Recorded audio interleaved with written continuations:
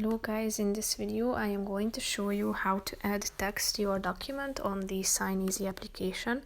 But first I just want to mention, don't forget to subscribe to my channel, because at 10,000 subscribers I am going to show you my whole YouTube revenue statistics and growth strategy, how to make money online. So let's jump into it. First of all, open the application on your phone. Tap on the My Library button down below, which is the third option. Select a document. Tap on Start Signing at the bottom and click on the first option, Sign Document. Click on Text in the second row, and then you should type in whatever you would like to.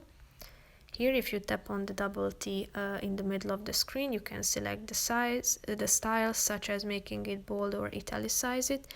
You can also choose from three text colors: black, blue and red, and you can also select the size of the letters too. After that, you can save your text and position it. As you can see, if you tap on it, you can position it within the screen and click on the check mark icon in the upper right corner of the screen. So that's pretty much it for this video, guys. See you in the next one. Bye bye.